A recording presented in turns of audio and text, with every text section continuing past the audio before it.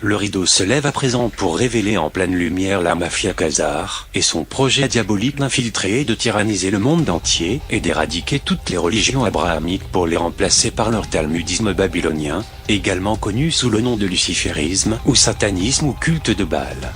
L'histoire des Khazars, et particulièrement celle de la mafia khazare, le plus grand syndicat du crime organisé au monde, en laquelle l'oligarchie khazare s'est transformée par l'utilisation de la magie babylonienne de l'argent, a été presque complètement expurgée des livres d'histoire. La mafia khazare actuelle sait parfaitement qu'elle ne peut exister sans se cacher derrière le secret, et a de ce fait dépensé beaucoup d'argent pour voir son existence éradiquée des livres d'histoire pour éviter que des citoyens du monde n'apprennent l'existence de cette horreur défiant l'imagination, qui anime la cabale du crime organisé la plus importante au monde. Nous savons que la mafia khazare mène une guerre secrète contre l'Amérique et les Américains par l'utilisation de terrorisme de style gladio consistant en coups montés sous faux drapeaux, et par l'intermédiaire du système inconstitutionnel de la Réserve fédérale, de l'IR, service privé de l'impôt sur le revenu, du FBI, de la FEMA, sécurité civile, de la Homeland Security, service de sécurité intérieure créé au lendemain du 11 septembre et infiltré par Israël, et la TSA, administration de la sécurité des transports. Nous savons avec certitude que la mafia khazare a été responsable de l'organisation du coup monté de l'intérieur de style gladio sous faux pavillon qu'a été le 11 septembre 2001, ainsi que de l'attentat sur le bâtiment Murat le 19 avril 1995. Entre le 1er et le 8e siècle de notre ère, une société incroyablement malveillante fait son apparition en Khazarie. Les Khazars évoluent en une nation dirigée par un roi malveillant, entretenant à sa cour des oligarques versés dans les sciences occultes et la magie noire babylonienne. Durant cette période, les Khazars acquièrent auprès des pays voisins une réputation de brigands, de meurtriers, de bandits de grand chemin et d'usurpateurs des identités des voyageurs qu'ils assassinent, pratique dont ils font leur activité principale et leur manière de vivre. Vers 800 de notre ère, la Russie et d'autres pays voisins leur adressent un ultimatum. Les dirigeants des pays voisins, principalement la Russie, avaient reçu tellement de plaintes de la part de leurs citoyens, qu'ils ont envoyé collectivement un ultimatum au roi des Khazars. Ils lui firent parvenir une missive lui enjoignant de choisir parmi les 3 religions abrahamiques une religion pour son peuple, d'en faire la religion d'État, que tous les citoyens khazars devront pratiquer, et de faire en sorte que tous les enfants khazars soient élevés dans cette foi. Le roi khazar avait le choix entre l'islam, le christianisme et le judaïsme. Le roi khazar choisit le judaïsme et promit de respecter les exigences définies par la confédération de nations voisines emmenée par le tsar russe. Malgré cet accord et cette promesse, le roi khazar et son cercle rapproché d'oligarques continuèrent à pratiquer la magie noire babylonienne, également appelée satanisme occulte. Ce dernier comportait des cérémonies secrètes de sacrifice d'enfants, dont après exsanguination on buvait le sang et mangeait le cœur. Le secret profondément enfoui de ces cérémonies occultes était qu'elles se fondaient toutes sur un ancien culte de Baal, également connu comme le culte de la chouette ou du hibou, confère le symbole du Bohemian Club, une des manifestations de la Kabbale. Afin d'induire en erreur la confédération de pays menée par la Russie, qui observait la Khazarie, le roi khazar mêla ses pratiques lucifériennes de magie noire avec le judaïsme et créa une religion secrète hybride satanique connue sous le nom de talmudisme babylonie. Cela devint la religion nationale de la Khazarie, et généra la même malveillance pour laquelle la Khazarie était connue auparavant. Malheureusement, les Khazars continuèrent leurs pratiques malveillantes, détroussant et assassinant les habitants des pays voisins, qui traversaient la Khazarie. Les brigands khazars avaient l'habitude d'usurper l'identité de leurs victimes, et devinrent des spécialistes des déguisements et fausses identités, une pratique qui perdure jusqu'à nos jours, de même que les cérémonies occultes de sacrifice d'enfants, qui sont en fait un ancien culte de Baal. Vers 1200 de notre ère, la Russie et les pays voisins en Eurasie décidèrent d'agir.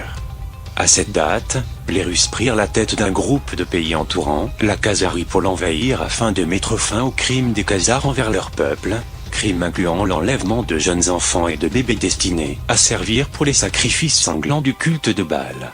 Le roi khazar et sa cour de criminels et de meurtriers étaient connus sous le nom de la mafia khazare par les pays voisins. Les dirigeants khazars disposaient d'un réseau d'espionnage très étendu grâce auquel ils furent avertis à temps pour fuir la Khazarie à destination de l'ouest de l'Europe en emportant avec eux leur énorme fortune en or et en argent. Ils firent profil bas et se regroupèrent, en prenant de nouvelles identités. En secret, ils continuèrent leur rituel satanique de sacrifice d'enfants et firent confiance à Baal, pour leur offrir le monde entier et toutes ses richesses, comme il le leur avait promis, tant qu'ils continueraient à verser le sang et à sacrifier les enfants et les bébés en son honneur. Le roi Khazar et sa cour jurèrent de prendre leur revanche sur les Russes et les pays voisins, qui avaient envahi la Khazarie et les avaient évincés du pouvoir. La mafia khazare envahit l'Angleterre, après en avoir été tenue à distance pendant des centaines d'années pour accomplir cette invasion. Ils recrutèrent Olivier Cromwell pour assassiner le roi Charles Ier et faire de l'Angleterre un havre sûr pour le système bancaire. And these people, the Khazar, chose to convert to Judaism, but they did so not for any religious reasons. They were not so much interested in the Kitab and to follow the law. They embraced Judaism for purposes of political expediency. They were sandwiched between Islam and Christianity, Byzantine Christianity, and they chose Judaism. These European Jews who have no racial, biological connection with the Banu Israel multiplied. وهم من كل حدب ينسلون. They multiplied and breeded to such an extent that today 9 in every 10 Jews in the world, 90% or more, are European Jews. They outnumber the Semitic Jews by 9 to 1 or 10 to 1.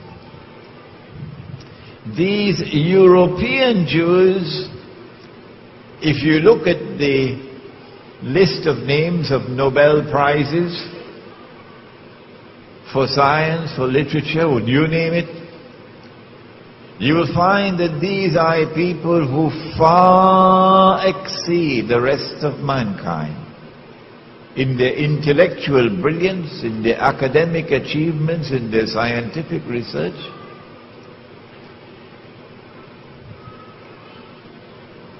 They are a people different from the rest of mankind. And then you find that these Khazar who became Jews also chose to become Christians. So you have the Khazar infiltrating the camp of Judaism and infiltrating the camp of Christianity as well. And from the ranks of these Khazar Jews and Khazar Christians, the emergence of the Jewish-Christian alliance can be traced.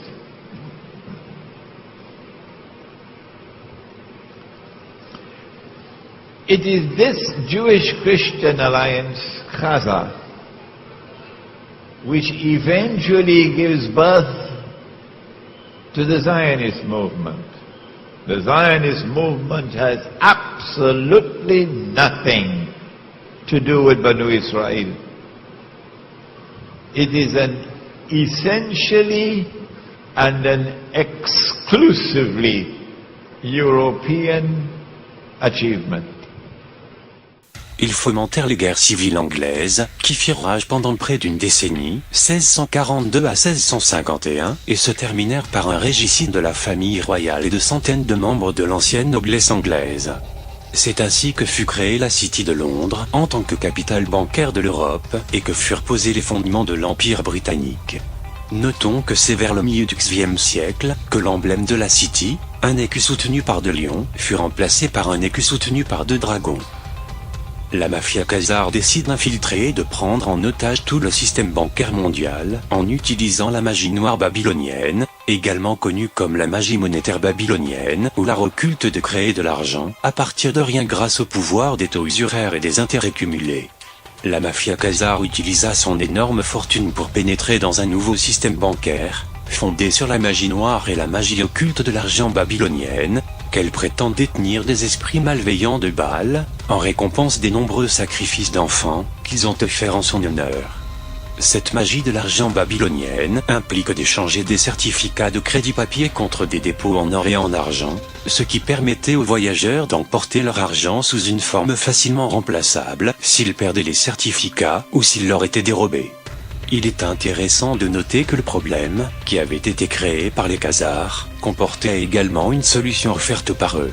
Finalement, le roi khazar et sa petite cour infiltrèrent l'Allemagne avec un groupe qui a choisi le nom de Bauer pour les représenter et perpétuer leur système malveillant soutenu par Baal. Les Bauer de l'écu rouge, qui représentent leurs sacrifices sanglants occultes d'enfants, changèrent par la suite leur nom en Rothschild, alias enfant du roc, Satan. Les Rothschild étaient les représentants de la mafia khazare destinés à infiltrer et prendre en otage le système bancaire britannique pour ensuite prendre en otage la nation anglaise tout entière. Bauer et Rothschild avaient 5 fils, qui ont infiltré le système bancaire européen, allemand, anglais, autrichien, français et napolitain, et la banque centrale de la City de Londres par le biais de plusieurs opérations secrètes bien conçues, y compris un faux rapport de la victoire de Napoléon à Waterloo alors qu'il avait été vaincu. Cela a permis aux Rothschild d'utiliser la fraude et la tromperie pour accaparer les richesses de la noblesse anglaise et des propriétaires terriens, qui réalisaient des investissements par l'intermédiaire des institutions bancaires de la City de Londres. Les Rothschild établirent un système de banque privée, qui se spécialisa dans l'émission de monnaie contrefaite à partir de rien en prélevant des taux horaires sur les Britanniques, pour l'utilisation de ce qui aurait dû être leur propre monnaie. C'était une application de la magie noire de l'argent babylonienne. Ils prétendaient aux initiés qu'une telle technologie et un tel pouvoir de l'argent leur étaient conférés par Baal, en récompense de leurs sacrifices rituels sanglants d'enfants en son honneur. Une fois qu'ils avaient réussi à infiltrer et pris en otage le système bancaire britannique, ils se sont mariés avec la famille royale britannique et infiltré et complètement pris en otage toute l'Angleterre et ses principales institutions. Certains experts prétendent que les Rothschild ont éliminé les membres de la famille royale en organisant secrètement des relations illicites adultérines avec leurs propres descendants mâles, khazars, afin de substituer aux membres de la famille royale leurs propres prétendants au trône. La mafia khazare entreprend une tentative internationale pour éliminer la monarchie de droit divin, étant donné que la mafia khazare prétend entretenir une relation personnelle avec Baal, alias le diable, Lucifer, Satan, en raison des sacrifices qu'elle lui offre. Elle déteste les rois qui règnent en vertu du droit divin, parce qu'ils se sentent le devoir de protéger leur propre peuple des infiltrés traîtres ennemis dans leur royaume. Au XVIIIe siècle, la mafia khazare assassine les membres de la famille royale britannique, pour les remplacer par ses propres hommes. Au XVIIIe siècle, ils assassinent la famille royale française. Juste avant la Première Guerre mondiale, ils assassinent l'archiduc Ferdinand, pour démarrer la Grande Guerre. En 1917, ils rassemblent une armée khazare, les bolcheviks, et infiltrés prennent en otage la Russie, assassinent froidement le tsar et sa famille, tuent à la baïonnette sa fille favorite et font main basse sur tout l'or, l'argent et les trésors artistiques de la Russie. Juste avant la Deuxième Guerre mondiale, ils assassinent les familles impériales autrichiennes et allemandes.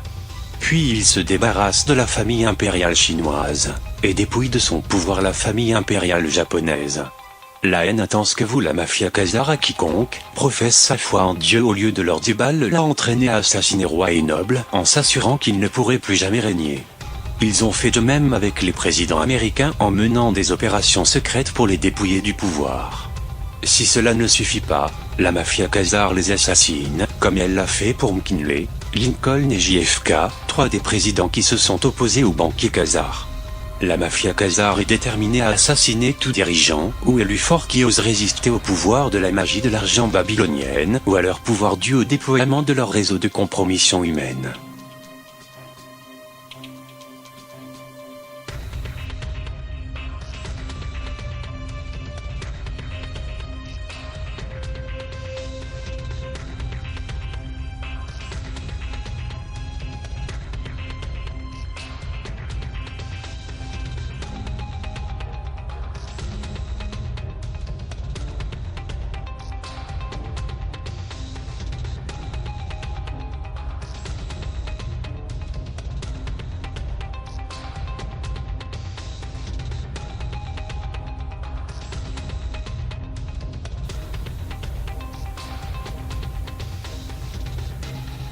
Les Rothschild ont alors dirigé en sous-main l'Empire britannique et conçu un plan diabolique pour récupérer les énormes quantités d'or et d'argent que les Britanniques avaient payées à la Chine en contrepartie de la soie de haute qualité et des épices qu'ils ne trouvaient pas ailleurs.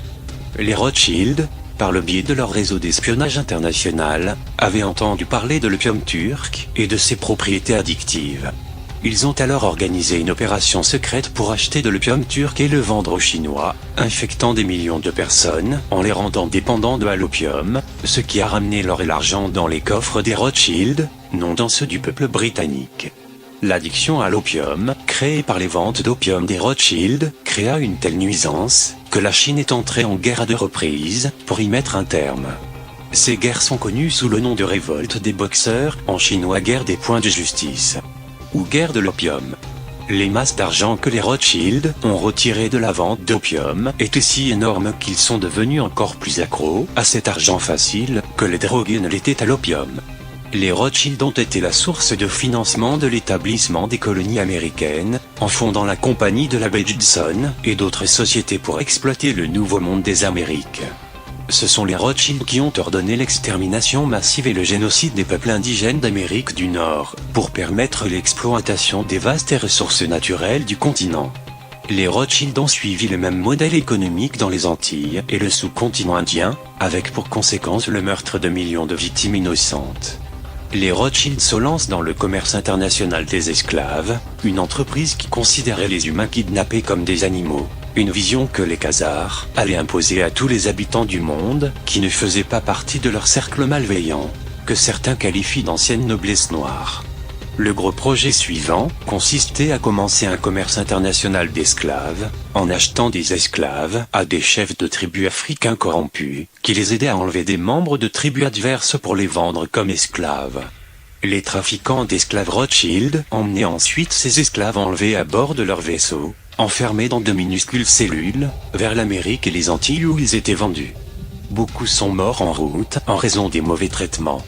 Les banquiers Rothschild ont appris très tôt que les guerres étaient un moyen formidable de doubler leur fortune en peu de temps en prêtant de l'argent aux 2 belligérants.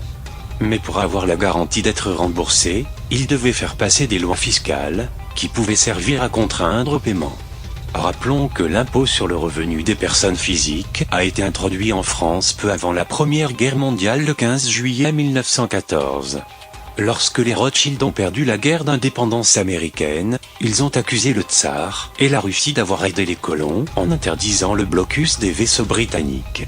Ils ont juré vengeance contre les colons américains, tout comme ils l'avaient fait contre les Russes et leurs alliés lorsqu'ils avaient écrasé la Khazarie vers l'an 1000. Les Rothschild et leur entourage d'oligarques britanniques complotèrent pour reprendre possession de l'Amérique, et cela devint leur principale obsession. Ils fomentèrent des plans pour établir une banque centrale américaine, en application de leur magie et leur contrefaçon monétaire babylonienne. La tentative des Rothschild de reprendre possession de l'Amérique en 1812, pour le compte de la mafia khazare échoua, une fois de plus en raison d'interventions russes. Cet échec mit en rage la mafia khazare des Rothschild, et ils jurèrent une fois de plus de prendre leur revanche à la fois sur les Russes et les colons américains en infiltrant et prenant en otage les 2 pays, pour les dépouiller de leurs biens, les tyranniser avant de massacrer les 2 nations et leur population. Les tentatives de la mafia khazare de créer une banque centrale privée américaine furent bloquées par le président Andrew Jackson, qui les traita de satanistes en jurant de les expulser par la grâce et le pouvoir du Dieu Tout-Puissant. Les banksters Rothschild se regroupèrent et poursuivirent leurs tentatives en sous-main pour installer leur propre banque de magie monétaire en Amérique. Finalement en 1913, la mafia khazare des Rothschild réussit à établir une tête de pont en Amérique, et un ennemi malfaisant fit son entrée en Amérique. En 1913, la mafia khazare des Rothschild réussit dans sa tentative, grâce à des membres du Congrès corrompus et traîtres, de faire adopter la loi illégale de la réserve fédérale sans le quorum requis, le jour du réveillon de Noël. La loi fut signée par un président, Woodrow Wilson, corrompu, acheté, qui était un traître à l'Amérique, tout comme les membres du Congrès qui la votèrent. La mafia khazare des Rothschild crée ensuite un système d'imposition illégale en Amérique. La mafia khazare mit en place un système d'imposition illégale, inconstitutionnel, afin de s'assurer que les Américains paieraient le niveau élevé de dépenses du gouvernement américain, grâce au concours des marionnettes achetées et corrompues du Congrès et de la présidence, mise en place grâce au financement des campagnes électorales par la mafia khazare. Il est facile pour la mafia khazare de mobiliser assez d'argent pour faire élire ceux qu'ils veulent, parce que quand vous contrôlez une banque centrale, qui agit comme un contrefacteur secret, vous disposez de tout l'argent que vous voulez. À peu près au même moment où ils ont créé leur système d'imposition illégale, ils ont également corrompu des membres du Congrès pour approuver l'Internel Revenu Service, service de l'impôt sur le revenu, qui est leur propre service privé de recouvrement d'impôts à Porto Rico. Peu après, ils ont créé le Federal Bureau of Investigation, FBI, pour protéger les banksters, leur servir de couverture, et les empêcher d'être jamais poursuivis pour leur rituel de sacrifice d'enfants et leur réseau pédophile, et également de services de renseignement secrets à leur discrétion. Notez que le FBI n'a pas de charte officielle, selon la bibliothèque du Congrès, et n'a donc aucun droit d'exister ou d'émettre des bulletins de salaire. La mafia khazare des Rothschild prépara et organisa la révolution russe en utilisant ses banques centrales pour financer l'infiltration bolchevique en Russie et leur révolution au nom de la mafia khazare. Les bolcheviks ont été en fait créés et déployés par la mafia khazare dans le cadre d'une revanche planifiée de longue date sur le tsar russe et le peuple innocent de la Russie, pour avoir démantelé la Khazarie vers l'an 1000 en représailles du brigandage, des massacres et des vols d'identité des voyageurs issus des pays voisins de la Khazarie. Ce fait peu connu explique l'extrême violence exercée sur la Russie par une vengeance séculaire de la mafia khazare contrôlée par les Rothschild. Dans une effusion de sang sauvage et inhumaine bien préparée, qui a stupéfié le monde, les bolcheviks ont donné libre cours à leur fureur, au nom des Khazars pour prendre leur revanche sur les Russes. C'est quelque chose qui avait été planifié depuis la destruction de la Khazarie. Les bolcheviks, sous les directives de la mafia khazare, violèrent, torturèrent et massacrèrent près de 100 millions de Russes, y compris les femmes, les enfants et les bébés. And so today, we want to send a message from Islamic eschatology to Russia and to remind Russia that the Bolshevik revolution did not happen by accident. No. It was part and parcel of a diabolical planning that was meant to stab Russia in the back, and you know what I'm talking about.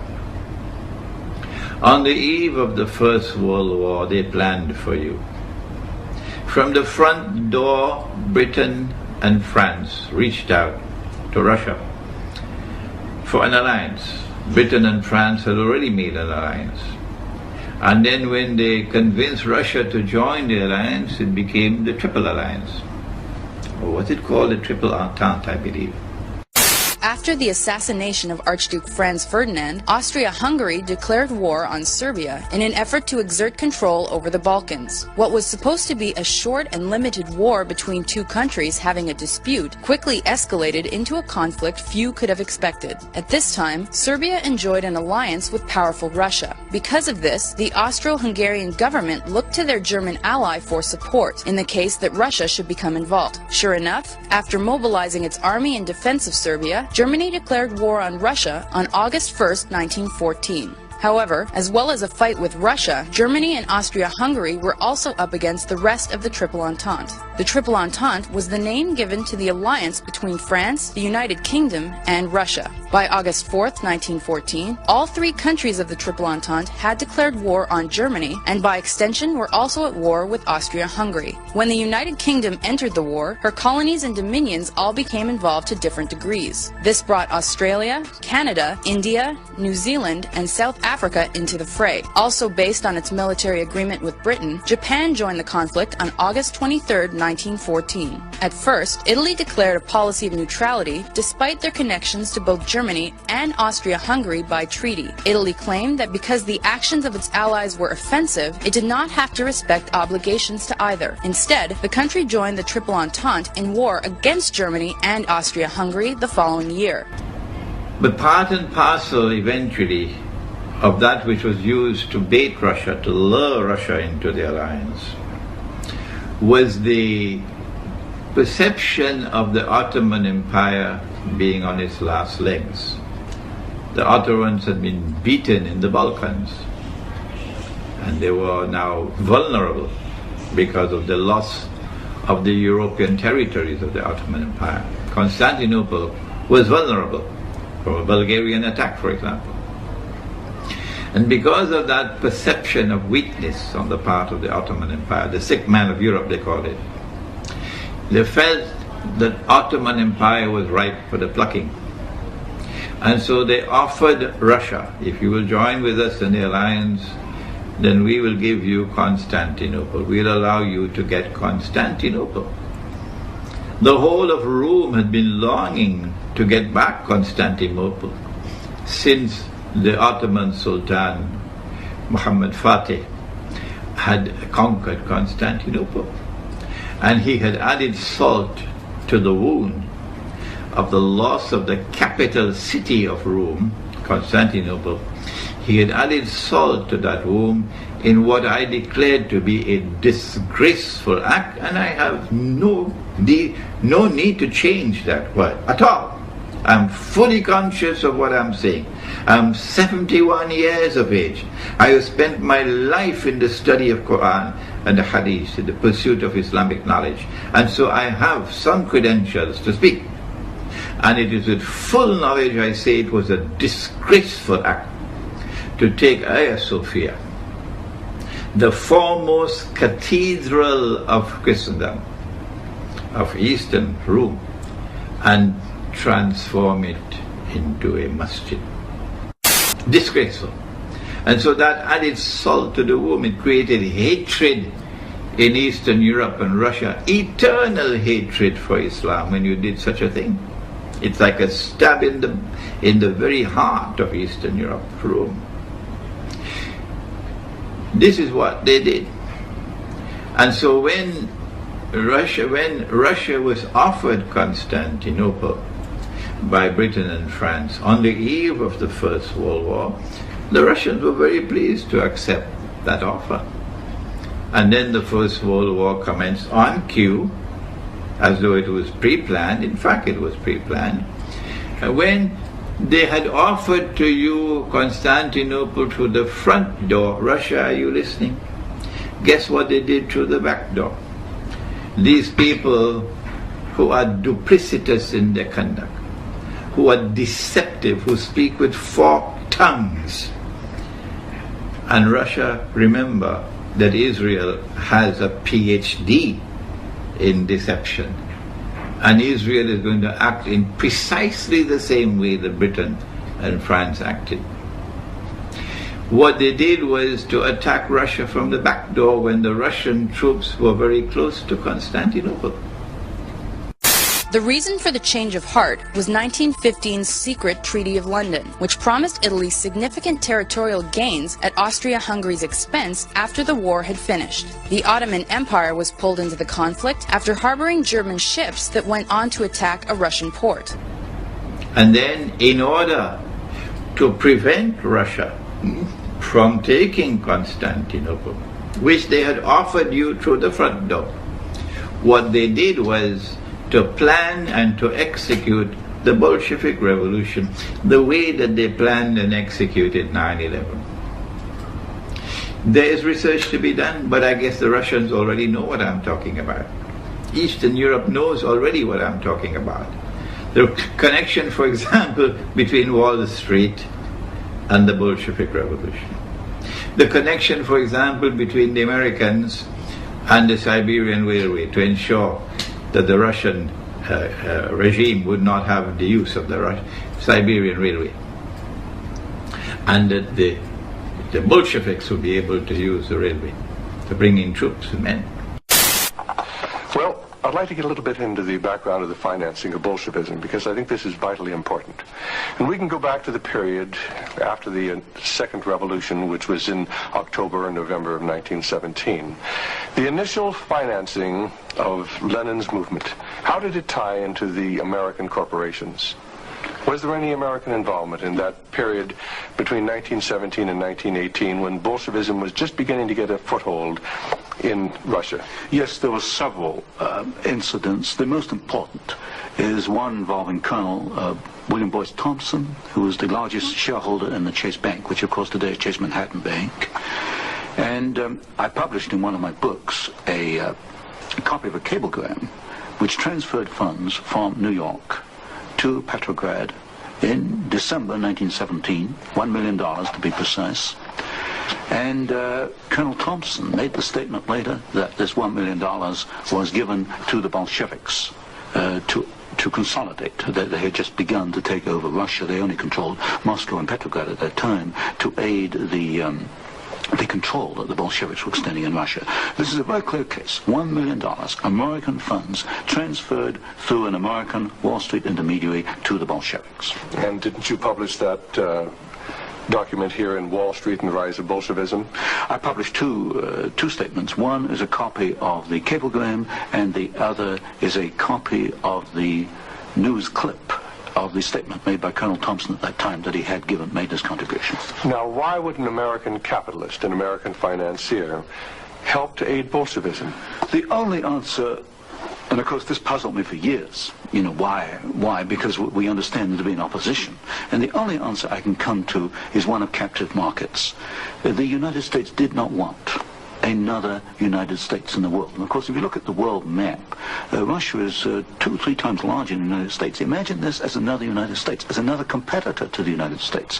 What the United States wanted, or Wall Street wanted, was a captive market. And of course, socialism is a captive market because my earlier studies at Stanford University had brought out the fact that a socialist system cannot innovate. It's got to import innovation and technology from the West. And so I think the aim behind this was to encourage the development of Marxism and other types of socialism, because this would give these Wall Street bankers control of a world market, a captive market. So the Bolshevik Revolution took place at the time when it did, I believe in October 1917, in order to prevent Russia, Rome, from getting Constantinople. This was their duplicitous conduct. This was the double standards. This was the forked tongue. And Russia, you should beware now, because we are on the verge of another world war. And they would attempt to deceive you one more time. I believe the heart of the deception this time will not be France, will not be England, will not be the United States. It will be Israel. When they brought about the Bolshevik Revolution, they did it not only to prevent Russia from getting Constantinople, but for a second reason as well. The Bolshevik Revolution led in 1922 to the creation of the Soviet Union, into the communist ideology. Communism was not created by a schoolboy. Communism is not schoolboy economics. Not at all. The communist socialist economic theories were very, very, very skillfully constructed. Can you tell us about the 5-year plans and the part that the major American corporations, major world corporations played in building up the Soviet Union? Well, there are two separate phases here. The new economic policy was started in 1923 by Lenin, and I found, and I published this in my first book from Stanford, that every single Russian industry was rebuilt or restarted by foreign corporations, mostly German, British, French, and American. By 1928, Russia was back to approximately its 1913 in industrial output. And at that point, she began to think of these grandiose 5-year plans. And in 1928, Gosplan, which is the Russian government planning commission, actually designed an initial 5-year plan, but this was thrown out, it was inadequate, and American corporations were were brought into Russia. And the first 5-year plan and the second 5-year plan were actually designed in the United States by American corporations. Revenons à la banque. Alors, pour actualiser quelque peu, la banque et les deux plus grosses boucheries européennes que sont la Première et la Deuxième Guerre mondiale. Une analyse, un mot là-dessus ? Alors, Je disais tout à l'heure que, en fait, l'origine du mal est quand même anglo-saxon, associé aussi à une élite juive. On peut pas se voler Rothschild, entre guillemets. Bah oui, il s'appelait pas Dupont-Durand, il s'appelait Rothschild. Donc je dis tout de suite, l'antisémitisme est une faute morale, mais moi je suis catholique, donc on doit être respectueux des personnes, peu importe leurs origines, mais on peut quand même constater leurs défauts et ne pas être d'accord avec l'action d'un tel ou un tel. Donc il faut pas se la face. Ils sont pas corses, ceux qui agissent. Donc, les Rothschild, le monde de la finance juive associé à une élite commerciale britannique, ils ont mené le bal. Et pour les Premières et Deuxième Guerres mondiales, en fait, il faut lire les ouvrages anglo-saxons ou allemands, mais anglo-saxons en particulier, parce que vous savez, là où se trouve le poison, se trouve le remède, très souvent.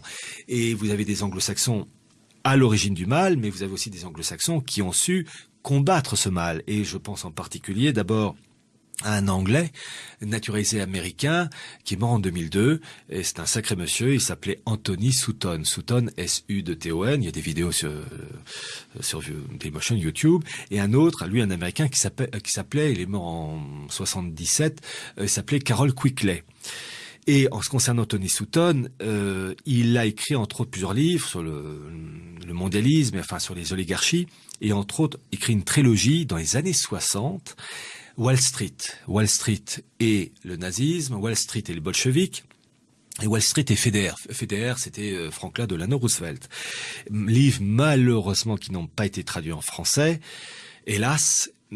Et entre autres dans le bouquin donc Wall Street et les bolcheviks, Anthony Sutton apporte les preuves. Alors quand je dis les preuves, d'abord je situe le personnage, il était professeur d'université à l'Institut Hoover.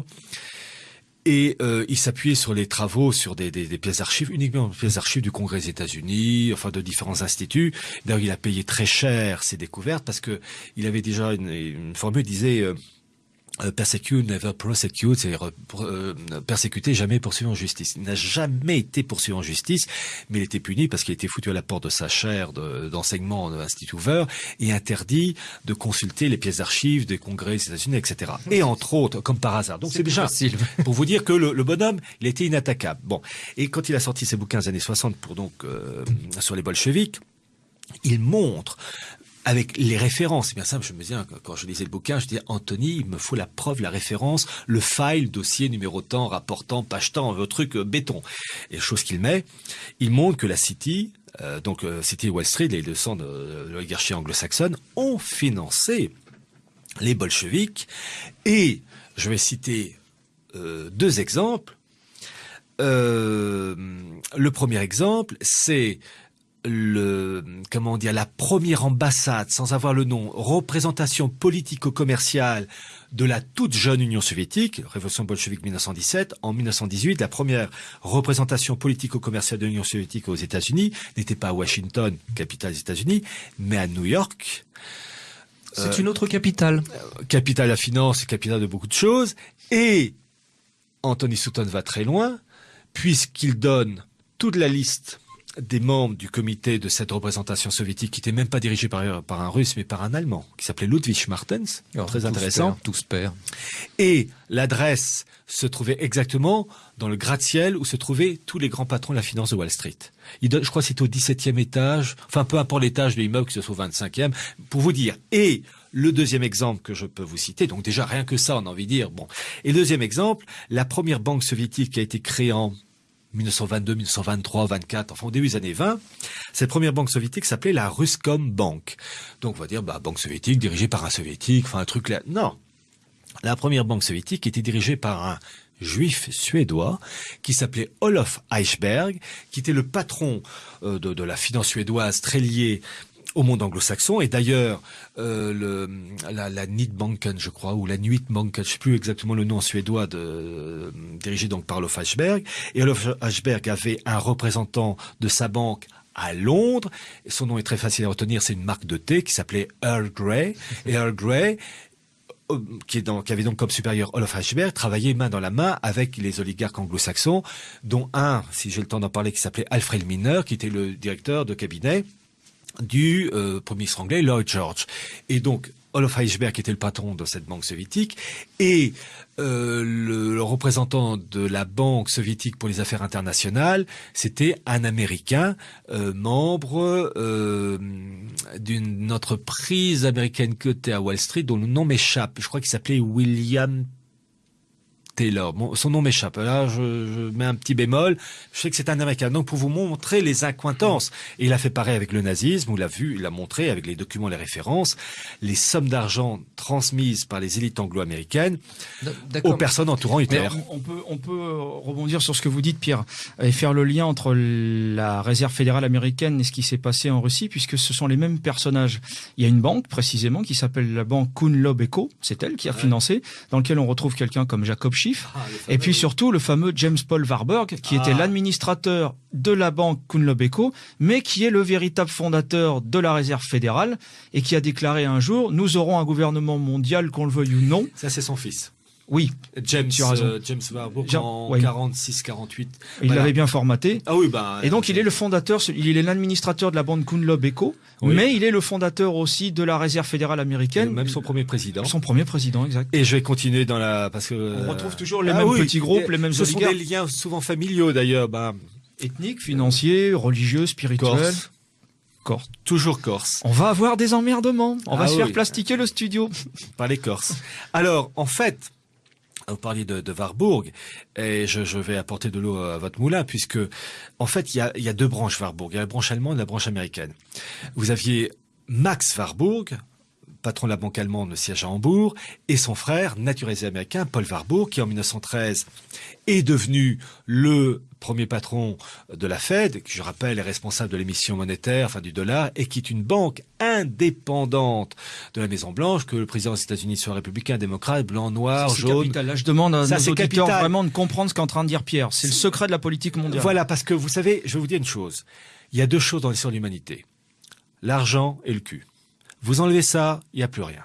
Pour l'argent, nerf de la guerre, quand vous avez une banque privée, indépendante du pouvoir politique, qui est responsable de la fabrication du billet, du dollar, qui, jusqu'à encore aujourd'hui, est la monnaie de référence, plus pour longtemps parce que le compte à rebours a commencé, ça vous donne la puissance colossale des personnes autour. Bon, donc c'est Paul Warburg qui est devenu le premier président de la Fed. Et pour la petite histoire, le lendemain de la Première Guerre mondiale, vous avez la création d'un institut de recherche, il n'y a pas de mot en français, le think tank, littéralement réservoir à penser, voilà. Le CFR, le Council on Foreign Relations. Le premier patron, c'était l'ami Paul Warburg. Et pour vous montrer les liens euro-atlantiques de cette famille Warburg, vous avez une entreprise allemande qui est très connue de chimie qui s'appelle IG Farben. Eh bien, dans les années 20, le grand patron du service administratif, du comité directeur, d'IG Farben Allemagne s'appelait Max Warburg, donc représentant allemand, siège à Hambourg, et le représentant comité directeur de IG Farben aux États-Unis s'appelait Paul Warburg. Donc, vous voyez, ça travaille main dans la main.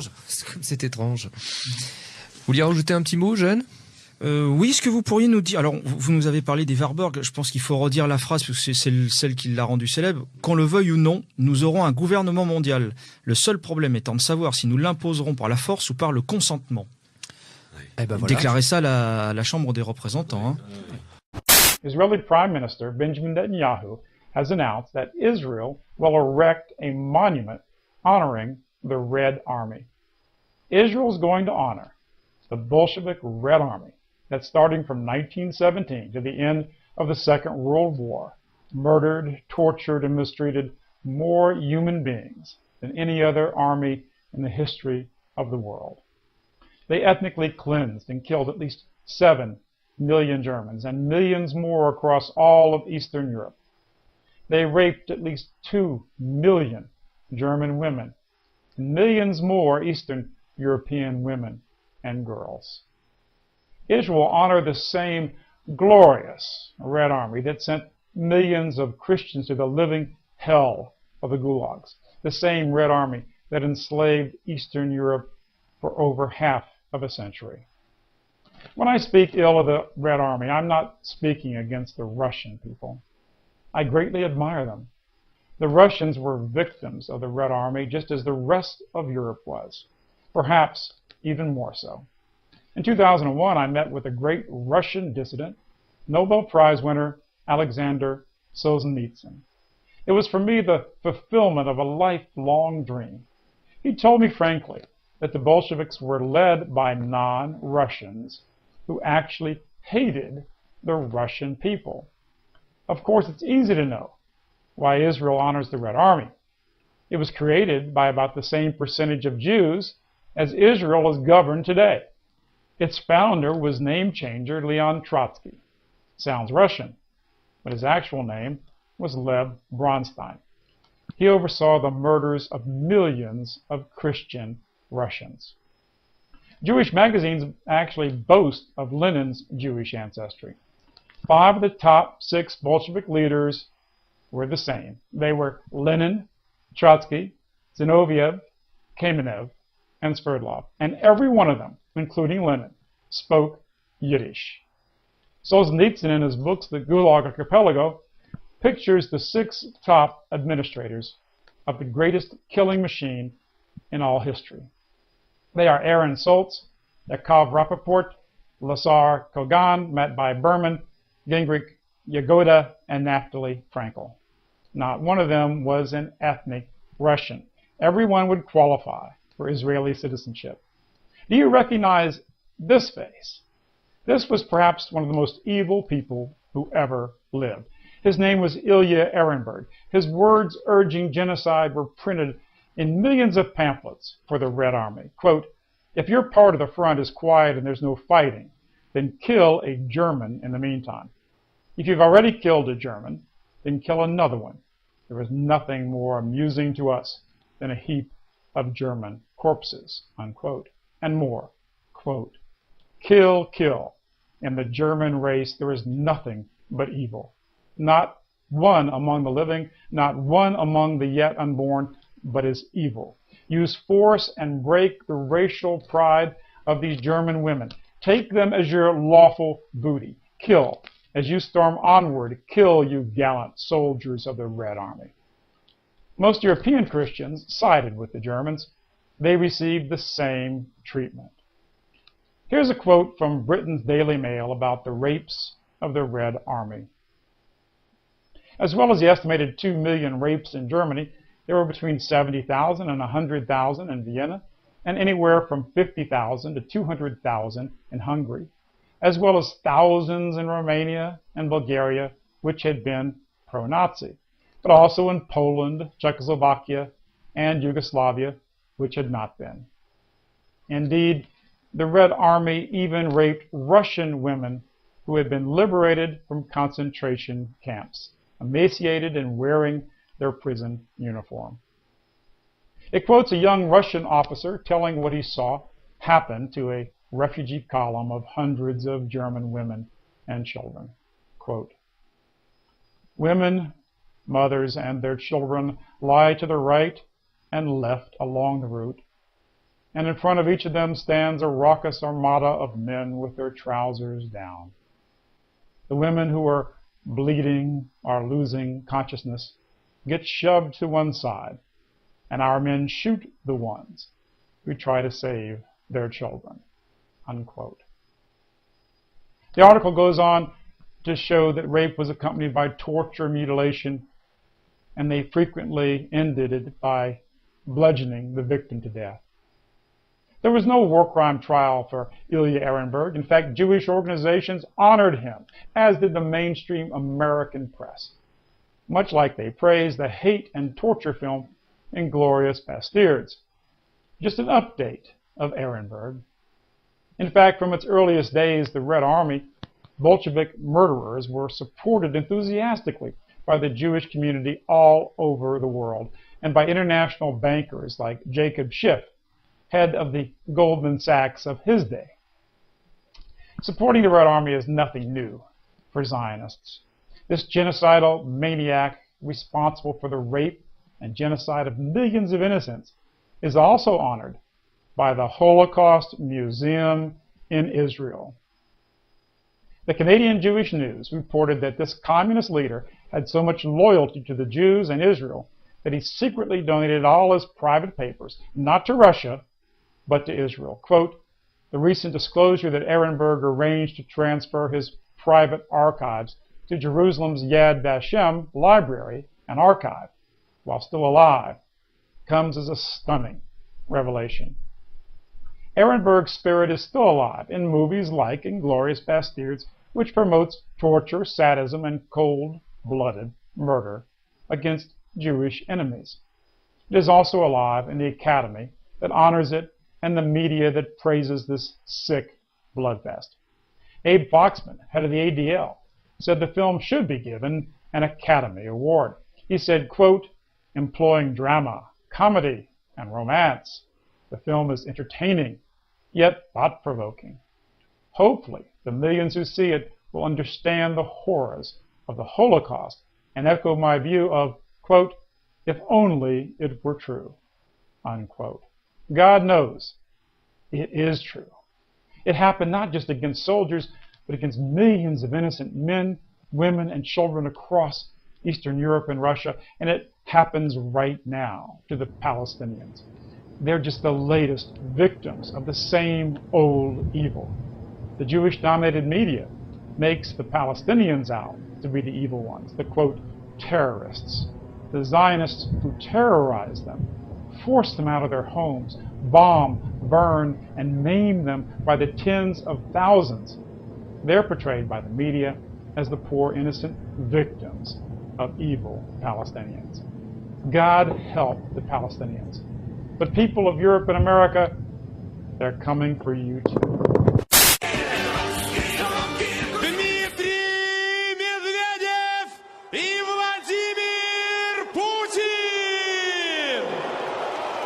Спасибо всем, кто сказал «да» великой России. Я вас спросил однажды, мы победим? Мы победили!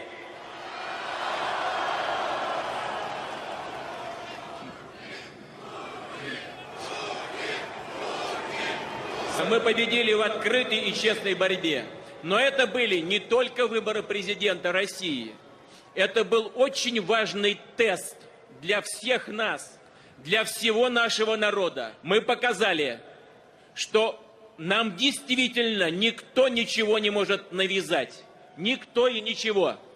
Мы показали, что наши люди действительно в состоянии легко отличить желание к новизне, к обновлению от политических провокаций, которые ставят перед собой только одну цель – развалить российскую государственность и узурпировать власть. Мы победили сегодня, и благодаря подавляющей поддержке подавляющего большинства наших избирателей одержали чистую победу. Мы будем работать честно и напряженно.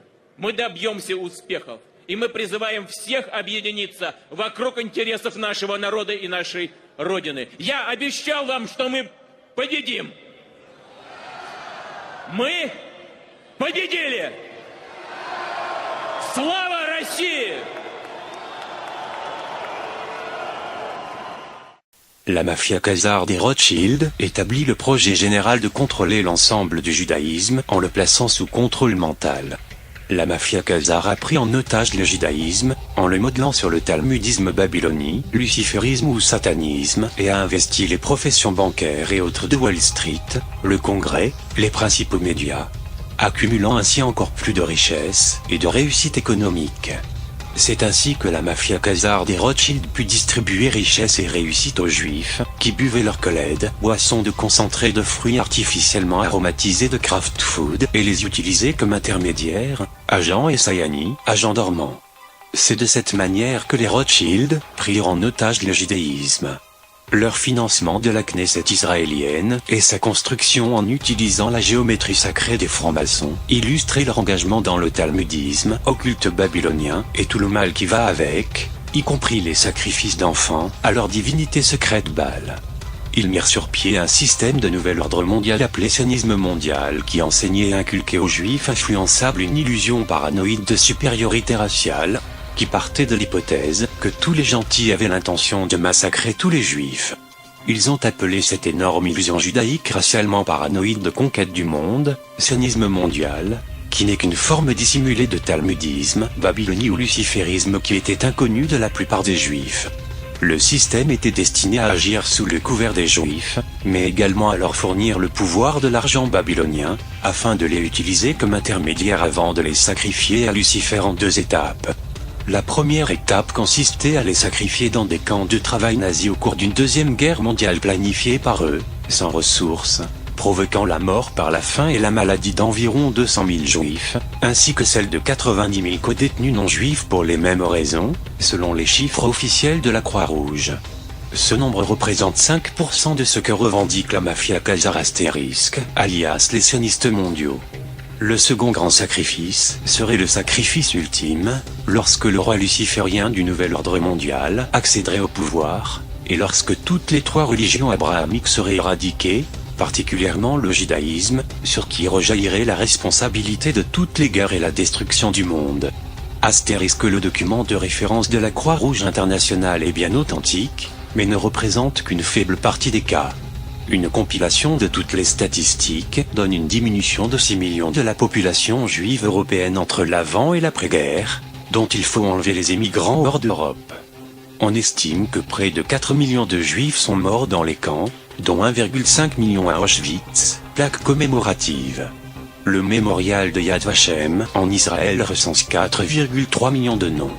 À ce moment-là, les Rothschild se fonderaient une fois de plus dans une toute nouvelle identité non associée au judaïsme de quelque façon que ce soit, pas même par le sionisme mondial.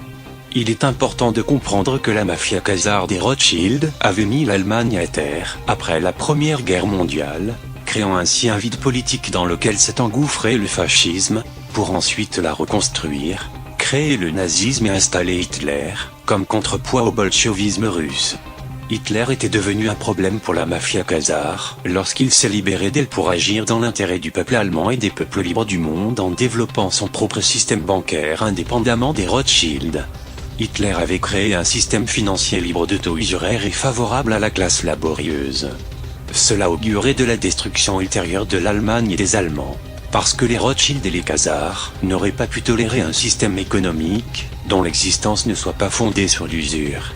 Nous voyons la même chose se produire aujourd'hui avec la guerre des Khazars contre l'islam, parce que l'islam interdit les taux usuraires. C'est pourquoi Israël parle si fort et est tellement agressif dans sa destruction des musulmans dans le monde. La mafia Khazar prévoyait que la Deuxième Guerre mondiale serait importante et qu'en soutenant les 2 parties belligérantes, cela pourrait servir à industrialiser le monde entier et maximiser les profits et le pouvoir de leur bankster. La mafia Khazar des Rothschild a ensuite corrompu et incité les membres du Congrès à envoyer des soldats américains dans leur guerre planifiée et organisée, la Première Guerre mondiale. Dans la pure tradition de leurs habitudes bien ancrées de financer les 2 côtés de chaque guerre, afin de maximiser les profits, de capter davantage d'impôts fédéraux et d'augmenter leur pouvoir international, les Khazar Rothschild ont alors corrompu, fait chanter et inciter les membres du Congrès à déclarer la guerre à l'Allemagne en 1917. Ce projet a été facilité par le coup monté sous faux pavillon du torpillage du Lusitania. La mafia Khazar des Rothschild a depuis développé ce schéma classique d'organiser des coups montés sous faux pavillon comme procédure habituelle, pour inciter les Américains à mener des guerres pour le compte de la mafia Khazar. Après la fin de la Deuxième Guerre mondiale, la mafia Khazar des Rothschild a développé la guerre froide, et utilisé cela comme une excuse pour amener les scientifiques et experts en contrôle mental nazi en Amérique grâce à l'opération Paperclip. Cela leur a permis de constituer un système d'espionnage et de renseignement mondial, qui allait bien au-delà de leurs tentatives précédentes. Avec ce nouveau système, ils ont continué à infiltrer et à prendre en otage toutes les institutions américaines, y compris les diverses églises américaines, la franc-maçonnerie, particulièrement de rite écossais et de rite d'York, les militaires américains, les services de renseignement et la plupart des fournisseurs et sous-traitants de la défense, le système judiciaire et la plupart des services du gouvernement américain et de celui des divers États, ainsi que les 2 grands partis politiques. La mafia Khazar des Rothschild établir les camps de concentration nazis comme prétexte pour pouvoir manipuler ultérieurement les Alliés afin de les aider à obtenir leur propre colonie privée en Palestine, en utilisant des territoires volés aux Palestiniens. La mafia khazare put ainsi utiliser son soi-disant holocauste autoproclamé pour servir de déclencheur afin de réfuter et résister à toute critique des manières de procéder des sionistes. La vérité en la matière était que la mafia khazare des Rothschild avait constitué les camps de concentration nazis pour faire réaliser de gros profits à leurs entreprises, qui géraient les camps de concentration, notamment des systèmes de gestion par machine automatique d'IBM, et la fourniture de main-d'œuvre gratuite pour des entreprises khazares. Et alimenter la machine de guerre nazie, brevet de l'essence synthétique de la Standard Oil, automobile Ford, etc., une fois que la mafia khazare des Rothschild a acquis son propre territoire en Israël en 1947, grâce à ses manigances politiques, elle a commencé à considérer l'ensemble de la Palestine comme sa nouvelle Khazarie et à planifier le génocide de tous les Palestiniens afin de récupérer l'ensemble de la Palestine pour leur compte. Leur plan incluait la fiction de bâtir un grand Israël, en prenant le contrôle de l'ensemble du Moyen-Orient, en incitant ces stupides goyim d'Américains à combattre et à mourir en leur nom, récupérant tous les territoires arabes pour le compte d'Israël et de la mafia khazare, afin qu'ils puissent les dépouiller de leurs richesses et exploiter leurs ressources naturelles, particulièrement le pétrole. Une récente recherche génétique révisée par ses pairs entreprise par un médecin juif respecté de l'université Johns Hopkins révèle que 97,5% des juifs vivant en Israël n'ont absolument aucun ADN hébraïque et ne sont de ce fait pas des sémites, et n'ont donc aucun lien de sang avec la Palestine. À l'inverse, 80% des Palestiniens ont de l'ancien ADN hébraïque et sont donc de vrais sémites ayant des liens de sang avec le territoire palestinien. Cela signifie que les véritables antisémites sont les Israéliens, qui volent la terre palestinienne pour construire des colonies de peuplement israéliennes, et que ce sont les Israéliens qui tyrannisent et massacrent d'innocents Palestiniens. An American woman went to Israel and stood up in front of an Israeli bulldozer to protect a Palestinian home. And the bulldozer ran over her. The media, of course, buried it. Can you say of that woman that she is your enemy? Could you say of that woman that she is Gog and Magog, but she is white and she is American? So we would have peanuts in our heads if we make a blanket statement, all white people, or all Americans, or all Christians, or all Jews. Not at all. Don't fall in that trap. Let's fine-tune to try to locate Gog and Magog.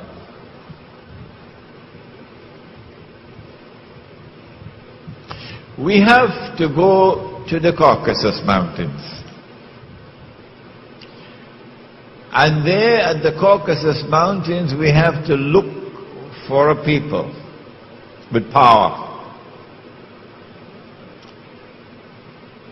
There have to be a people whose power was greater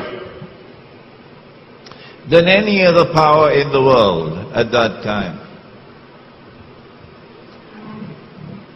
We have to look for a people who will eventually be moving from that northern area and moving towards Jerusalem.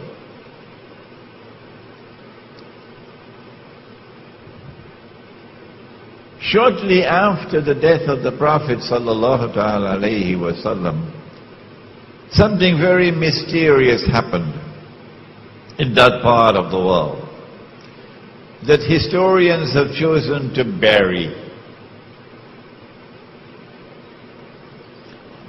A tribe called the Khaza chose to embrace Judaism. And so the world witnessed for the first time the very strange phenomenon of a non-Semitic people becoming Jews, non-Semitic becoming Jews. The genetic research is available on the internet. Anyone can study it. You had conferences, medical conferences, which were organized to study these people, their genetic composition. They had a genetic composition which was unique in all of mankind. No people in the world were like them. This is scientific research. Dans l'intervalle, la mafia khazare des Rothschild avait réalisé qu'elle ne pourrait pas se dissimuler plus longtemps aux yeux du public, à moins de se transformer une fois de plus et d'étendre son emprise secrète. Donc ils ont décidé de travailler sans relâche pour infiltrer plus en profondeur et prendre en otage la franc-maçonnerie et ses filiales occultes, en invitant leurs dirigeants dans leur réseau pédophile et leurs rituels de sacrifice d'enfants. De plus, des membres clés du Congrès ont été incités à rejoindre leur réseau occulte satanique en leur accordant des pouvoirs spéciaux, des postes élevés dans le gouvernement, l'armée et le renseignement, accompagnés de grandes récompenses en argent et d'un statut social élevé. D'énormes organisations écrans d'espionnage de la mafia khazare utilisant des citoyens à la double nationalité américaine et israélienne comme agents ont été constituées à l'intérieur des États-Unis pour alimenter en argent contrefait des banksters khazars et les politiciens, pour le financement de leur campagne électorale, afin de les avoir dans leur poche une fois élus. La mafia khazare des Rothschild décide alors de contrôler mentalement la population américaine pour la rendre plus facilement manipulable afin qu'elle approuve les guerres perpétuelles, illégales, inconstitutionnelles, non provoquées et ingagnables nécessaires pour remplir ses coffres et accroître son pouvoir mondial. La mafia khazare des Rothschild décide de prendre le contrôle complet de l'enseignement public en établissant le département de l'éducation et en créant des cursus mondiaux et socialistes fondés sur le politiquement correct, la diversité des enseignements qui considéraient la perversion comme une chose normale. Le fluor est ajouté à l'eau du robinet et au dentifrice et les dentistes manipulés psychologiquement à croire que le fluor prévient les caries et n'est pas nocif pour les fonctions cérébrales et thyroïdes, ce qui est pourtant le cas. L'addition du fluor dans l'alimentation en eau et les dentifrices était destinée à abêtir les Américains en abaissant leur quotient intellectuel et en rendant les gens plus dociles que d'ordinaire. Des programmes pour développer et étendre les vaccinations pour abêtir les enfants et créer de nombreuses variétés de problèmes de santé chroniques furent lancés. Les médecins ont été manipulés mentalement et trompés par des recherches déformées sélectionnées pour la circonstance, ignorant les études négatives et complètes sur le sujet. Toutes les lignées cellulaires des vaccins sont contaminées à l'aide du SV40, virus simien, un virus carcinogène à action lente. Bien connu, la mafia khazare a utilisé son pouvoir financier pour prendre le contrôle de toutes les écoles de médecine allopathique et a créé et contrôle l'association médicale américaine et autres associations de médecins, afin de s'assurer que leur plan fondé sur le mensonge et la tromperie allait se réaliser. Une autre partie de cet énorme projet d'abêtissement et de contrôle mental de la population américaine consistait à acquérir et à concentrer tous les grands médias américains en 6 principaux groupes médiatiques sous contrôle, CMM, que leurs agents possèdent et contrôlent pour leur compte. Les CMM, grands médias privés sous contrôle, agissent comme un cartel d'information illégale, qui devrait normalement être dissous en vertu des lois antitrust et pour diffuser de l'espionnage et de la propagande illégale utilisée en tant qu'arme contre le peuple américain. Les chefs de la mafia khazare décident d'utiliser l'Amérique pour achever leur conquête finale et leur occupation du monde entier en déclenchant un énorme coup monté sous faux pavillon à l'intérieur de l'Amérique pour en rejeter la responsabilité sur les islamistes qu'ils veulent voir attaqués par l'Amérique pour leur compte. Donc les chefs de la mafia khazare vont utiliser le gratin de leurs citoyens binationaux israélo-américains, Israël d'abord, vivant en Amérique, alias les gens du PNAC, et les dirigeants néoconservateurs, pour planifier une attaque nucléaire sur l'Amérique le 11 septembre 2001. Benyamin Bibi Netanyahou, le chef opérationnel de la mafia khazare, a déployé le Mossad et ses citoyens binationaux pour monter et exécuter cette attaque sur l'Amérique, qui devait être imputée par les grands médias aux musulmans. Ils ont informé les grands rabbins et les amis du sionisme mondial, y compris les magnats de Wall Street, de ne pas prendre l'avion et de ne pas se trouver à New York à cette date, comme l'a fait Larry Silverstein, un des principaux protagonistes de l'opération. Ils ont utilisé leurs principaux complices au département de la Défense pour faire venir les enquêteurs d'Able Danger, enquête sur le vol des charges nucléaires à Amarillo, Texas. Dans la salle de réunion du renseignement naval du Pentagone où ils ont été assassinés par un missile de croisière Tomahawk tiré à partir d'un sous-marin diesel israélien de classe Dolphin acheté à l'Allemagne. 35 des enquêteurs d'Able Danger, qui s'occupaient des investigations et de remonter la piste du vol par les Israéliens de 350 charges désamorcées W-54 des Vic Rockets par la porte de derrière de l'usine Pantex au Texas, ont été tués par la frappe du Tomahawk, qui était synchronisée avec des bombes installées préalablement dans l'aile réservée au renseignement naval, qui avait été récemment renforcée en vain. La société écran du Mossad israélien, Urban Moving System, a été utilisée pour transporter les mini-bombes nucléaires fabriquées à partir des charges W-54 volées chez Pantex et fabriquées à l'origine dans l'usine de Hanford, du consulat israélien de New York où elles avaient été entreposées jusqu'aux tours jumelles, pour être mises à feu le 11 septembre 2001. Ils ont également construit le Titanic, pour le couler et faire disparaître les riches industriels opposés à la création de la Fed. Sacrifice d'enfants à Baal Moloch, Baal alias Moloch, Lucifer, Satan. Gagé qu'il s'agit du même esprit malfaisant qui veut massacrer tous les humains. En échange de cela, il récompense ceux qui lui permettent de s'emparer de leurs âmes en leur accordant d'incroyables richesses, la renommée et le pouvoir. C'est le pacte de sang qui s'appelle vendre son âme.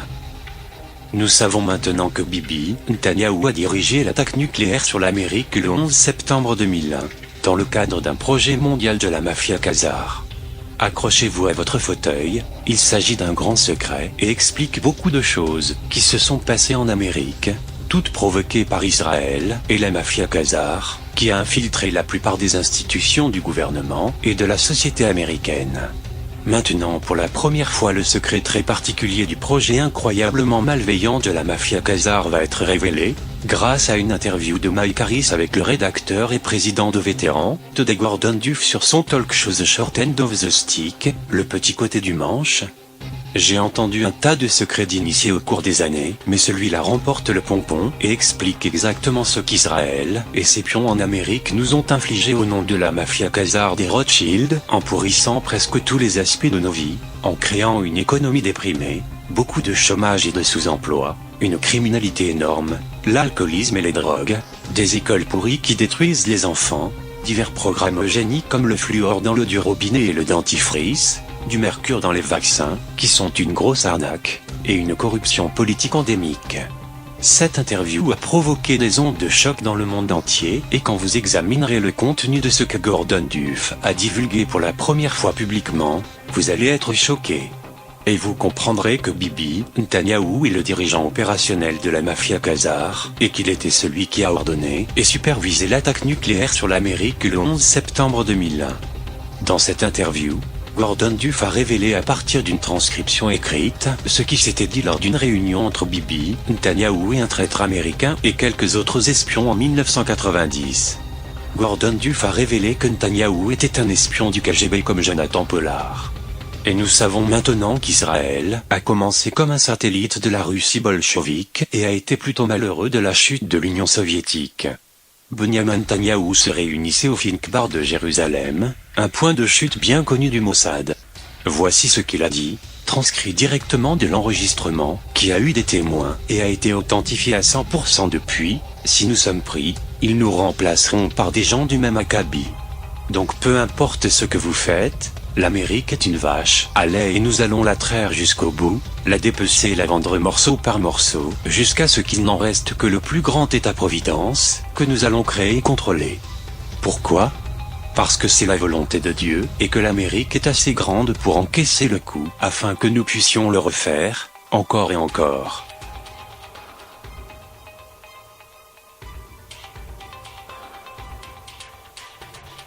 C'est ainsi que nous traitons les pays que nous haïssons.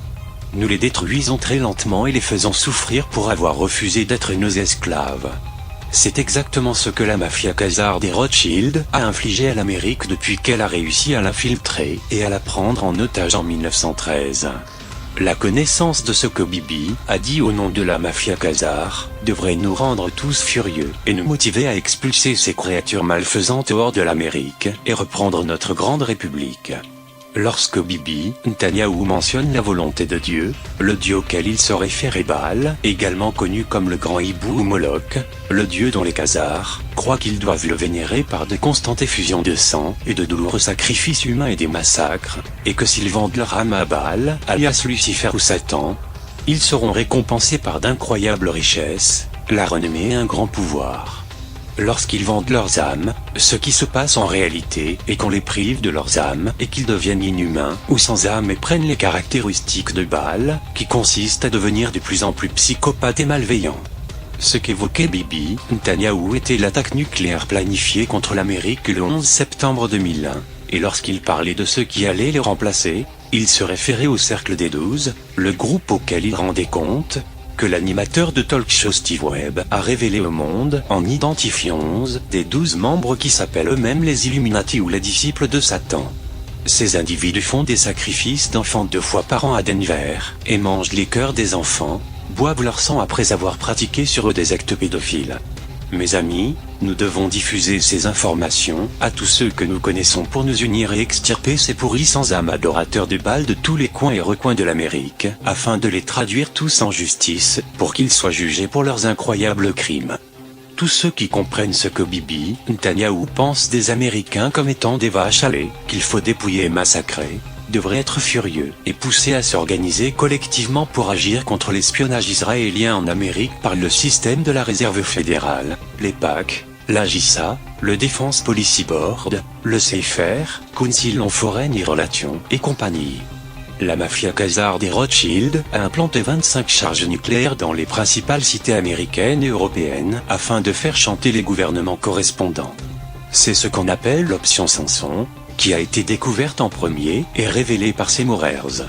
La mafia khazare a également mis la main sur des têtes nucléaires de S-19 et S-20 grâce à un membre corrompu du Congrès qui avait pour mission d'acquérir des têtes nucléaires multiples ukrainiennes pour le compte du gouvernement américain afin de les désarmer.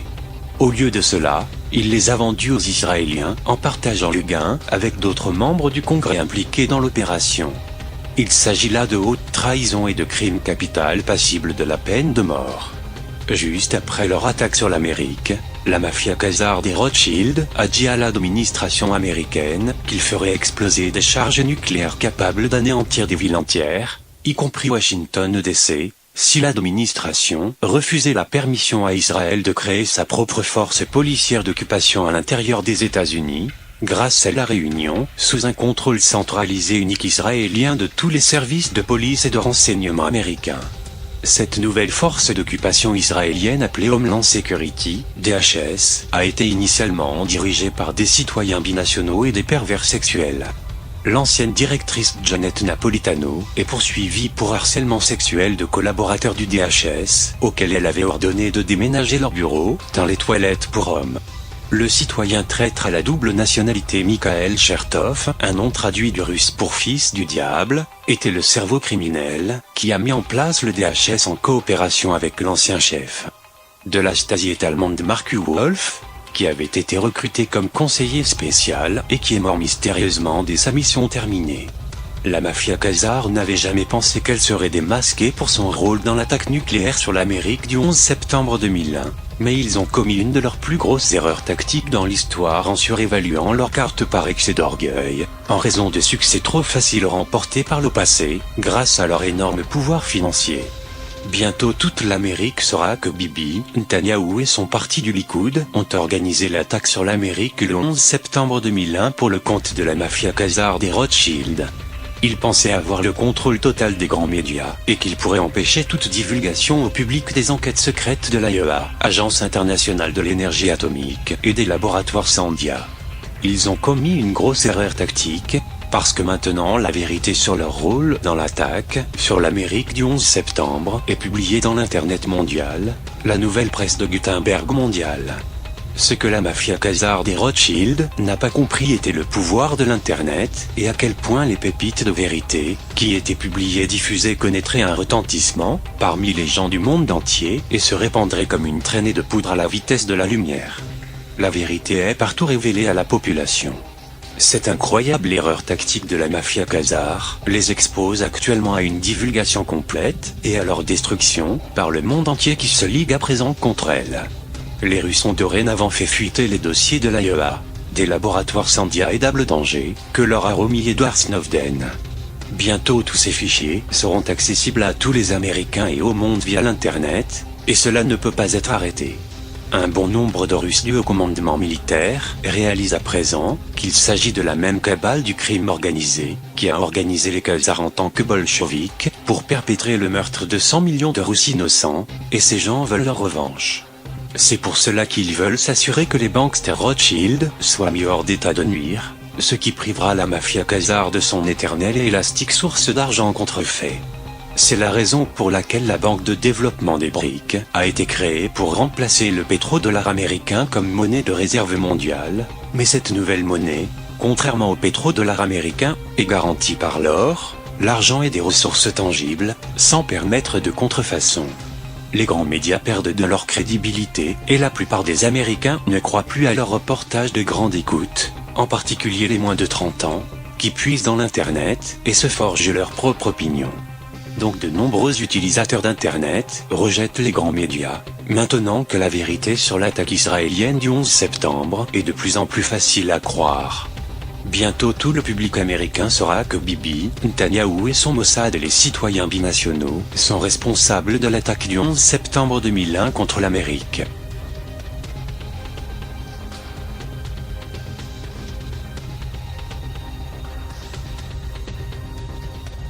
Différentes opérations ultra-secrètes sont maintenant en cours pour démasquer et décapiter la mafia khazare des Rothschild en la privant de sa source intarissable de revenus.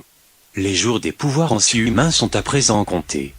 L'équipe secrète américaine extrêmement bien entraînée appelée les avaleurs de serpents nucléaires est maintenant à l'œuvre pour rechercher toutes les valises et arrivages diplomatiques israéliens, passant au crible au sol et par air les synagogues, les représentations diplomatiques et les plans du Mossad à l'aide de détecteurs ultrasensibles aux rayons gamma et aux neutrons d'hélium-3, et de satellites de haute technologie spécialement programmés pour opérer toutes les charges nucléaires, dissimulés et travaillant sans relâche pour récupérer toutes les charges nucléaires volées par les Israéliens et disséminées partout dans le monde en dehors d'Israël. Cette équipe d'élite avait été alertée par un appel de Michael Shriton au MI6, les informant qu'une bombe destructrice de cités israéliennes avait été implantée près du stade olympique de Londres. Cet appel lui a valu la prison. La bombe a été récupérée par l'équipe des avaleurs de serpents nucléaires, qui s'est rendue en Angleterre pour la récupérer et la désamorcer. Malheureusement, le MI6 voulait que cette bombe explose afin de renforcer le pouvoir de la mafia khazare en Angleterre, leur siège dans le district financier de la City de Londres, pour compenser leur rapide perte d'influence. Un démon secret des chefs de la mafia khazare, qui dirige l'essentiel du monde, depuis la City de Londres et Gog et Magog, malgré le fait que de nombreux historiens pensent que c'est le nom secret de la Russie, ce qui est une erreur. C'est le nom secret du sommet de la mafia khazare, et représente apparemment la région dont ils sont originaires. L'équipe secrète des avaleurs de serpents nucléaires est prête à être déployée en Israël à tout moment, si le pays devait s'effondrer après le retrait des grandes sociétés européennes d'Israël, et l'abandon de toute aide américaine afin de se mettre en conformité avec la loi américaine. Il est en effet illégal d'accorder des aides à une nation qui dispose d'armes nucléaires sans avoir ratifié le traité de non-prolifération nucléaire. Israël possède des armes nucléaires détectables à partir de satellites équipés de détecteurs à l'hélium-3, et n'a jamais admis en avoir possédé, ni accepté de signer le traité de non-prolifération nucléaire. Il faut que nous exigions tous que notre Congrès et l'administration se conforment à la loi, et coupent immédiatement toute aide financière et militaire à Israël, et procèdent à l'arrestation de tous les dirigeants des sociétés écrans de l'espionnage israélien comme l'EPAC, la JISA, le Defense Policy Board, le joint NNYC et l'AD. Sans avoir de certitude, on soupçonne qu'un nombre significatif de ces charges nucléaires volées ont déjà été récupérées. Il a été rapporté qu'un message très solennel avait été adressé à Bibi Netanyahou et ses likoudistes, ainsi qu'à tous les dirigeants des sociétés écrans de l'espionnage israélien en Amérique, comme l'EPAC, la JISA, le Defense Policy Board, l'ADL et autres. En quoi consistait cette sérieuse mise en garde ? Si les informations des initiés sont exactes, on a dit à ces gens que s'il se produisait un autre coup monté israélien sous faux pavillon, les commanditaires ou les participants seraient poursuivis dans le cadre de la sécurité nationale américaine pour être éliminés, et que les structures de défense qui y auraient collaboré seraient réduites en poussière. Le reste de l'histoire de la mafia khazare sera probablement déterminé par vous. L'avenir de la mafia khazare des Rothschild sera probablement déterminé par nous, le peuple qui apprenons l'histoire secrète et interdite de la mafia khazare, qui a été expurgée des livres d'histoire et des bibliothèques par la mafia khazare, pour dissimuler leur horrible histoire que personne ne tolérerait si elle était connue. Donc partagez cette histoire avec votre famille, vos amis et associés et rendez-la virale. Qu'il soit clair que si la mafia khazare ne peut plus opérer dans le secret le plus absolu, elle sera attaquée de toutes parts et détruite à jamais. Donc brisez leur secret en dévoilant leur histoire secrète, afin que tous les gens la connaissent et la comprennent. C'est la raison pour laquelle ils ont investi tant d'efforts pour acheter et contrôler les grands médias de masse et l'éducation collective, y compris les collèges et les universités, pour s'assurer que les habitants du monde ne découvriraient jamais leur terrible secret, qui est si inhumain, si mortel que le monde entier se liguerait contre eux et les attaquerait de toutes parts, à tous les niveaux où qu'ils se trouvent. La grande question demeure, la véritable raison de l'incroyable malveillance et de la sauvagerie des dirigeants de la mafia khazare envers la race humaine était-elle un à côté, une nature profonde ou un aspect entretenu? Certains pensent que ce grossier parasitisme et cette inclination au massacre de masse, cette addiction à la pédophilie, au sacrifice sanglant d'enfants, sont dus à une culture perverse, décrite comme un tribalisme malveillant, caractérisé par l'illusion paranoïde de la supériorité raciale du groupe. D'autres sont d'avis que les dirigeants de la mafia khazare appartiennent à la lignée de Caïn, que les enfants de Caïn sont ceux du démon et n'ont absolument aucune âme ni conscience humaine, mais sont de purs prédateurs tels une bête sauvage tout en présentant deux visages, Janus, capable de tromper les gens par une belle apparence. Peut-être y a-t-il des deux. En tout cas, il est temps de révéler ce mal, le pire mal que le monde n'ait jamais connu. Il est temps que le monde unisse ses efforts pour éradiquer ce problème une fois pour toutes, par tous les moyens nécessaires.